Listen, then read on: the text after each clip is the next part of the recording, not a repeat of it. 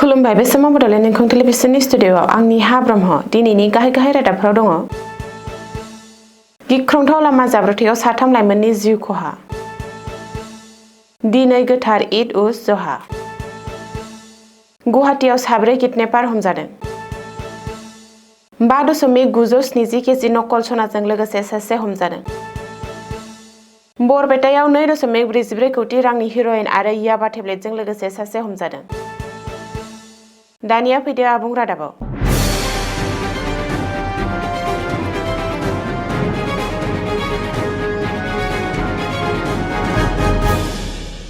साहा गुवाहाटीआव गिख्रंथाव लामा जाब्रबथाय गंसे स्कर्पिय' आरो गंसे ट्राकनि गेजेराव बे गिख्रंथाव मोगा-मोगि जाब्रबथाया जादों। बे गिख्रंथाव जाब्रबथायाव साथाम लाइमोना जाथायसालियावनो जिउ गोमायो। गुवाहाटीनिफ्राय नावकाटा लामायाव जादों बे जाब्रबथाया। बबेखानि जाब्रबथायाव जिउ गोमानाय लाइमोनफोरखौ पार्थप्रतिम बर्मन, रन्जित दे आरो करुणा बेसबरुवा होननानै सिनायथिनो हानाय जादों। रिपर्ट बायदिब्ला गोरोन्थि लामाजों एबा रं साइडजों फैबाय थानाय AS01 DC 3141 नम्बरनि गंसे ट्राकआ AS01 GP 9940 नम्बरनि स्कर्पिय' गारिजों मोगा-मोगि सौग्रावलायो। बबेखानि जिउ गोमानाय साथाम लाइमोननि सासेया नावकाटानि आरो गुबुन सानैया गुवाहाटी नोगोरमानिनो मालिगावनि होननानै सिनायथिनाय जादों। दिनै इस्लाम धोरोमारि सुबुंफोरनि गोथार ईद उज जहा। आसामजों लोगोसे दिनै बुहुमनाङै इस्लाम धोरोमारि सुबुंफोरा गाजा-गोमजायै ईद फालिदों। इस्लाम धोरोमारि सुबुंफोरनि थाखाय दिनैनि साना मोनसे गोथार आरो गेदेर फोरबो।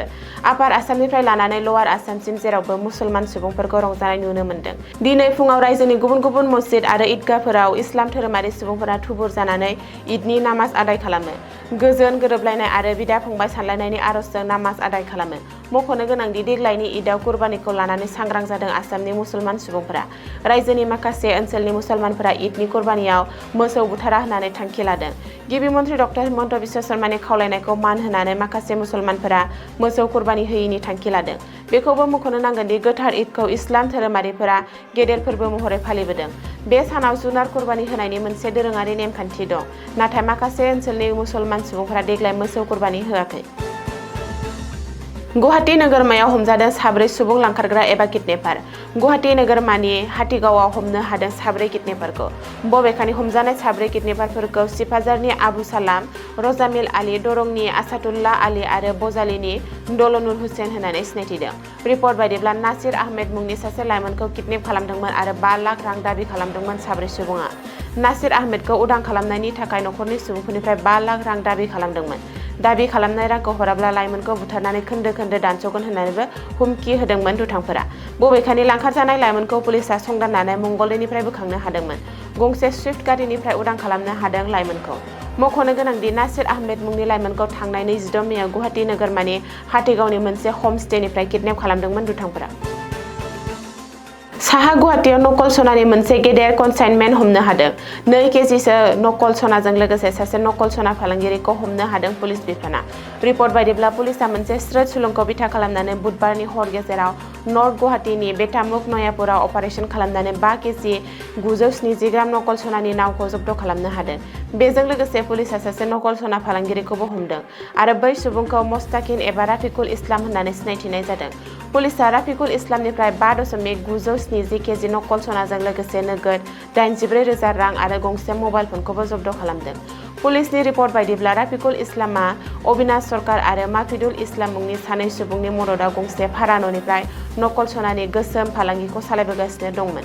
नाथाय बे अपारेशननि उनाव अबिनाश सरकार आरो मफिदुल इस्लामआ खारखुमानानै दं। बिहारनि सासे आइजोआ होनाय अजदखौ बिथा खालामनानै पुलिसआ बे जाफुंसार अपारेशनखौ खालामदोंमोन आरो नकल सना फालांगिरिखौ हमनो हायो। आफां आसामनि बरपेटायाव हमनो हादों गोबांथार बिबांनि निसा गोनां बेसाद।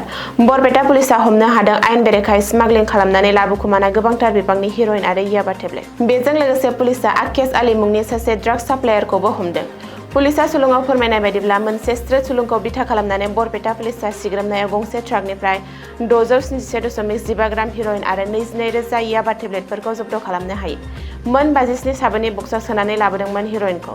बबेखानि जब्द खालामनो हानाय हिर'इन आरो निसा गोनां याबा टेब्लेटनि बाजारनि बेसेना खमैबो 2,44 लाख रां जागोन होननानै पुलिसआ सुलुङाव बुंदों। ट्राकआव सिगारेट चेम्बार बानायनानै सोना लाबोखुमादोंमोन कौटि रांनि ड्राग्सखौ। बरपेटा पुलिसआ हमनो हानाय ड्राग्स साप्लायारखौ हमनानै जेरा खालामदों आरो बेनि बागै नायबिजिरनो जागायदों।